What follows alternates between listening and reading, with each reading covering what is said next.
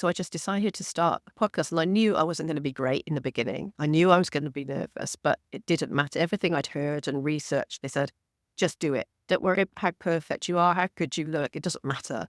Just start doing it and you get better as you go along.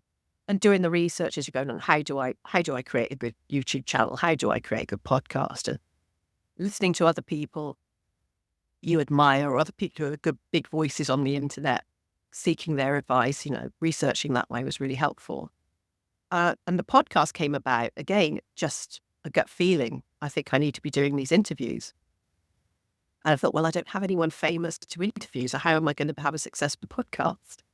But then I forget there's so much talent out there that I knew, particularly working with the tennis. Why don't I just interview people I know who are a really high standard within the industry?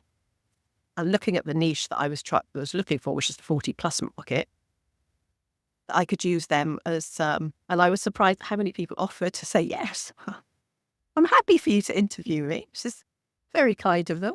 They were kind enough to come on the show and be interviewed for me. And I've had some really fascinating conversations.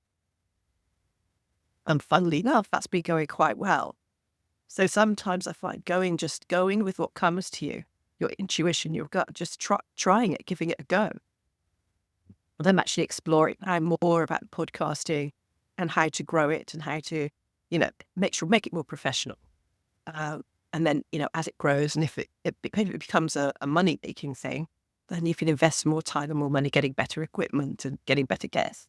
I look at podcasting is kind of the modern way of having a book.